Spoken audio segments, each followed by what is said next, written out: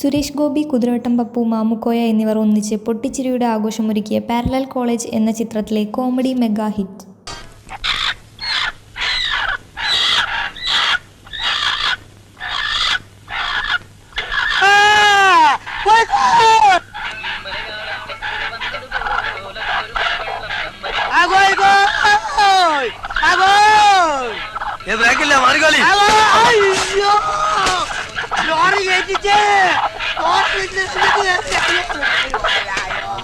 ഞാൻ ആദ്യം പറഞ്ഞ ബ്രേക്കില്ല മാറിക്കോളാൻ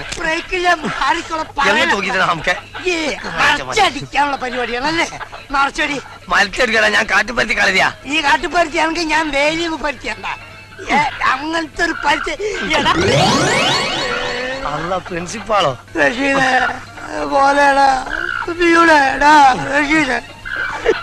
നിങ്ങൾ എപ്പം മുതൽ കോഴിയായി? ഞാൻ കോഴി ആയതാണ്. ഇല്ല കോഴി ആക്കിയതല്ലേ. ഒരു മാർഗം ഇല്ലായിട്ടാ ഞാൻ ആ കോളേജ് നടത്തിയത്. അത് 36%. ഇങ്ങോട്ട് വരിക. ഇതാ ഭാഗ്യം. ആരെപ്പ എവിടെ വെച്ച് കടാച്ചിക്കൊന്നും പറയാൻ പറ്റൂല. നിങ്ങൾ വേണം ഇതുകൊണ്ട് രക്ഷപ്പെടാൻ രക്ഷപ്പെട്ടോളി. പോയിക്കോളി. അവിടെ പോ. ഇതെന്താണ്ട്? ഇത് കൊണ്ടുപോയിട്ട് സൂപ്പ് വെച്ച് കുടിച്ചോ. എന്റെ ഭാര്യക്ക് 2 കുത്തിയാൻ കുത്തിയിരിക്കുന്നു. ഭാര്യക്കല്ലോട് എന്താണ് ഭാര്യല്ലേ? അത് ശരി. ഇനി എപ്പോഴാ കാണാ? എപ്പോഴെങ്കിലും എവിടെയും വെച്ച് കാണാം. ചോട്ടിനുള്ളിൽ അങ്ങോട്ട് മാറിയേ. ഞാൻ അപ്പോഴേ പറഞ്ഞില്ലേ ടീച്ചറെ, ആളൊരു മരടനാണെന്ന്. ടീച്ചർ ഞാൻ എന്താടോ ഇതൊരു സൈഡ് ബിസിനസ്. പിള്ളേർക്ക് ഇതൊരു കാര്യമാണേ. ഏതായാലും ഒരു വീഡിയോ ആയിരിക്കും. അപ്പൊ പിന്നെ പുറത്തു പോകണ്ട. ഞാനിത് വെറുതെ ഉണ്ടാക്കി കൊടുത്താൽ ആ സമയം കൊണ്ട് ഒരു 4 ലക്ഷം കൂടുതൽ പഠിക്കാലോ. ആ മാഷക്ക് എന്ത് വേണം? ബീഡി വേണോ സിഗരറ്റ് വേണോ? ഒക്കെ പോയി. മേലാൽ ഈ സാധനമായി നിന്നെ ഈ കോമ്പൗണ്ടിനകത്ത് കണ്ടുപോയാൽ അടിച്ച് നിന്റെ ഷേപ്പ് ഞാൻ മാറ്റിക്കളയും. ആ എനിക്കിത് കിട്ടണം. കരഞ്ഞിട്ടൊന്നും കാര്യമില്ല. മോങ്ങാതെ കുട്ടി മോങ്ങാതെ. കൃത്യമായി ഫീസ് തരുന്നവർക്ക് ഇനി സനാതന കോളേജിൽ പ്രവേശനമുള്ളൂ. ഇത് എന്തത് പിള്ളേരില്ല? അന്ന് മാഷ് അമ്മയടുത്ത് പറഞ്ഞില്ലേ കിട്ടുമ്പോ തന്നാ മതി. അയ്യോ അന്ന് ക്ലാസ് കുട്ടികളില്ലാത്തതുകൊണ്ട് നിങ്ങളെ കയ്യും കാലൊക്കെ പിടിച്ച് എങ്ങനെയോ ദൈവസഹായം കൊണ്ട് ഞാനൊരു വിധത്തിലത് ഒപ്പിച്ചെടുത്ത്. അന്നത്തെ കോളേജാണോ ഇന്ന്? 5 മാസം വന്നതിന് ശേഷം കുട്ടികൾ ഡബിൾ ഫീസ് ആയിട്ട് ഇങ്ങനെ ക്യൂ നോക്കുക. ഈ സനാതനത്തിലോട്ടൊന്ന് എങ്ങനെയെങ്കിലും ഒന്ന് കയറാൻ. ഒരാഴ്ചത്തെ അവധി. No no no. ഡിസിപ്ലിന്റെ കാര്യത്തിൽ ഞാൻ ഭയങ്കര സ്ട്രിക്റ്റാ. അതുപോലെ തന്നെ ഫീസിന്റെ കാര്യത്തിൽ ഡബിൾ സ്ട്രിക്റ്റാ. അതെന്റെ ജന്മ സ്വഭാവ. നിങ്ങൾക്കിപ്പോ ഇത്. എനിക്ക് അതല്ല തലവേന. പല മന്ത്രിമാരും റെക്കമെൻഡേഷന് വേണ്ടി ഫോൺ ചെയ്താ ഞാൻ എന്ത് ചെയ്യുന്നേ? മാഷെ എന്നെ പറ, ഈ കുട്ടി 3 മാസമായി ഇവിടെ ഫീസ് തന്നിട്ട്. അല്ല ഞാൻ അറിയാറ്റ് ചോദിക്കാണ്, ഈ കുട്ടിക്ക് എന്താ ഈ സ്ഥാപനത്തിൽ ഷെയർ ഉണ്ടോ? മാസം നിങ്ങൾക്ക് ഞാൻ എണ്ണി തരണ്ടേ ശമ്പളം? എന്താ ഫീസ് കൊടുക്കാത്തത്?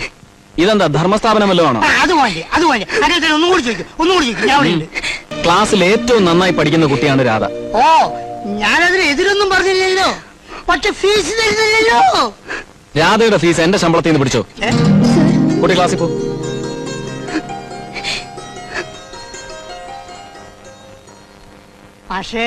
മാഷേ ഇത് വേണം.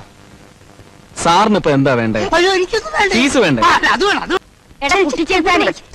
എന്റെ കാശെടുക്കാൻ നീ ആളായടാ. ഇന്നും നീ ഞാൻ കൊല്ലും. കഴുതല്ലേ എന്നെ അടിച്ചാലുണ്ടല്ലോ. നീ എന്താ വിളിച്ചത്? തള്ളേന്നാ? കിളവി തള്ളേന്നാ? ഇനി നീ എന്റെ കടയിൽ കാലെടുത്ത് കുത്തിയ നിന്റെ മുട്ടി ഞാൻ തെല്ലടിക്കും. അമ്പട ഇറങ്ങി പോടാ. നീ എന്നെ പിരിച്ചുവിടാൻ പോവാ? അല്ലട നിന്നെ അകത്ത് പിടിച്ചിരുത്താൻ. കിഴവി ഈ കട ഞാൻ പൂട്ടിച്ചില്ലെങ്കിൽ എന്റെ പേര് പക്കച്ചനല്ല, എന്റെ അച്ഛൻ കുട്ടിച്ചനല്ല. നിന്റെ തന്തമാരെ കൂട്ടിയിട്ട് വരാം. പോടാവുന്നു. നീ നിന്റെ ഒരു തൊഴിലാളിയായിരിക്കും. തെണ്ടി. എന്താ ഇവിടെ ബഹളം? ഒരു ചായ എടുത്തറാലമേ. എന്നാൽ എന്റെ മാഷക്കറിയോ, നുള്ളി പെറുക്കി ഞാൻ 3-4 പന്നികളെ മേടിക്കാൻ വെച്ചിരുന്ന കാശ് ആ നായിന്റെ എല്ലാം എടുത്തിട്ട് പോയി. പിള്ളേരെ സൂക്ഷിച്ചു നിർത്തണം. എന്നാൽ എന്റെ ഈ കോളേജിലെ ഇത്രയും തലതെറിച്ച പിള്ളേരെ മാഷ് ഒറ്റയ്ക്ക് നിലയ്ക്ക് നിർത്തി കളഞ്ഞല്ലോ. ചായ വന്നില്ല. ചായ ഇപ്പൊ തരാം. ആദ്യം ഈ പഴം തിന്ന്. പക്ഷേ നിങ്ങൾ അങ്ങോട്ട് പോണ്ട. ജനങ്ങൾ ആകെ ഇളകിയിരിക്കുക. അവരെ കൈ കിട്ടാലേ പിച്ചാത്തി പിടിക്ക് പോലും ഒരു കഷ്ടം എല്ലിട്ടൂല. നിങ്ങൾ ഞാൻ പറഞ്ഞ കേക്കി നിങ്ങൾ തൽക്കാലം ഒതുക്കിയത് മാഷേ. എന്താ മാറ്റം ഞാൻ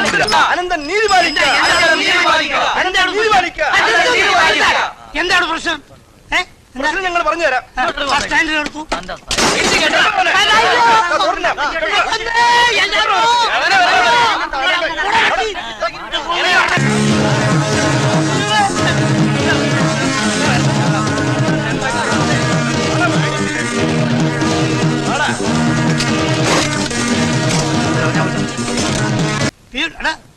ഒന്നുകൂടെ പ്രിൻസിപ്പാളെ ഞാൻ കാര്യത്തിന് പോണ്ട റഷീദേ. ഇവന്റെ ശവം നാട്ടിലേക്ക് അയക്കാൻ നീ ശവപ്പെട്ടി തീർത്തോ? എന്നാ തോർത്തുണ്ട്. അല്ലാതെ ഇവിടെ ഇരിക്കട്ടെ. അല്പേ നിന്റെ ശവപ്പെട്ടി നീ എന്ന് തീർത്തോ? അതിന് കാശ് ഞാൻ കൊടുത്തേക്കാം. സനാതന അല്ല പ്രിൻസിപ്പാളെ. പാവം നാട്ടുകാര് കയ്യച്ചാണ്. അതേടാ ഒന്ന് അഴിക്കാൻ പറഞ്ഞിട്ട് അന്യോന്യം ഉൽപീഡിതം ഉൽപാക്ഷ്യം സ്തനദ്വയം പാണ്ഡൂതര പ്രവൃതം. കുമാരസംഭവത്തിലെ പാർവതിയുടെ യൗവനത്തെ വർണ്ണിക്കുന്ന രംഗമാണ് ഈ ശ്ലോകം. പാർവതിയെ ആവാതചൂടം വർണ്ണിക്കുന്നതിനിടയിൽ നമ്മുടെ കാളിദാസൻ അവളുടെ സ്തനദ്വയങ്ങളെ കുറിച്ച് അതിമനോഹരമായി വർണ്ണിക്കുന്ന രംഗമാണ് ഈ ശ്ലോകം. മാഷേ അവിടേക്കാണോ പഠിപ്പിക്കുന്നത് അതെ ഇവിടേക്കോ? ഓ ഇവിടേക്ക് പഠിപ്പിച്ചിട്ട് കാര്യം അറിഞ്ഞുകൊണ്ടാണല്ലോ അവിടേക്ക് പഠിപ്പിച്ചത് അല്ലേ സുമ?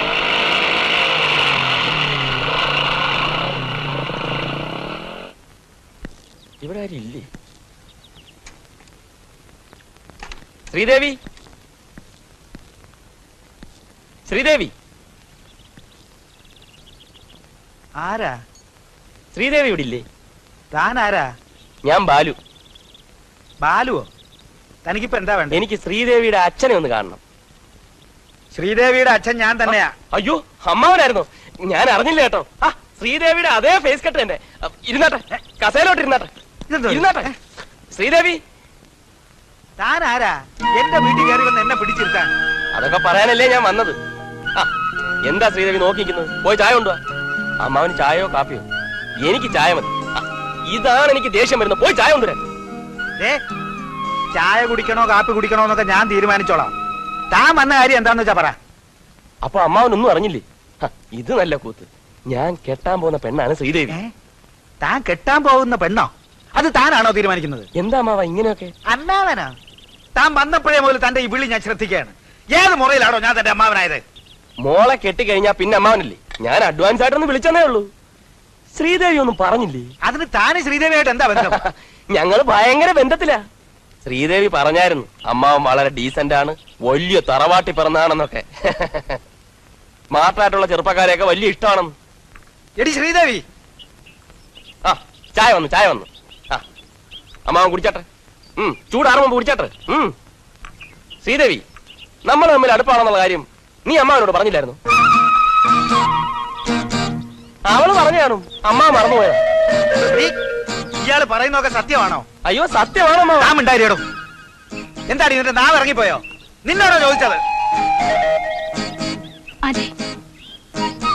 ഇപ്പൊ എങ്ങനെയുണ്ട്? ഞാൻ പറഞ്ഞപ്പോ വിശ്വാസമില്ലായിരുന്നല്ലോ. അമ്മാവൻ ഒന്നും കൊണ്ടും വിഷമിക്കണ്ട. ഈ വന്ന കാലത്ത് ഇത്രയും സ്മാർട്ട് ആയിട്ടുള്ള ഒരു ചെറുപ്പക്കാരൻ മരുമകനായിട്ട് വരുവാന്ന് പറഞ്ഞാ അതിന്റെ ക്രെഡിറ്റ് അമ്മാവനോടല്ലേ? അപ്പൊ ഞാൻ ഇറങ്ങട്ടെ. ഞാൻ തന്നെ വന്ന് കാര്യങ്ങളൊക്കെ പറഞ്ഞെങ്കിലും അടുത്ത ആഴ്ച അമ്മാവൻ വീട്ടിലോട്ട് വന്ന് എല്ലാം വിശദമായി അന്വേഷിച്ചിട്ട് ഒരു തീരുമാനം എടുത്താൽ മതി.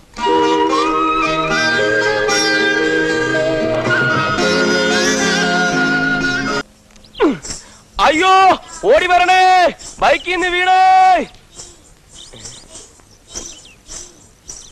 വിളിച്ചുകൂടാ ചേട്ടാ, രാവിലെ തന്നെ ചവിട്ടും കുലുക്കാൻ തുടങ്ങി. ഒച്ച കേക്കാം. നീ വിളിച്ചുകൂടാ. അയ്യോ ഓടി വായോ, ദാ ചേട്ടൻ ബൈക്കിൽ നിന്ന് വീണേ. ചേച്ചി ഓടി വായോ, ദാ ചേട്ടൻ ബൈക്കിൽ നിന്ന് വീണേ.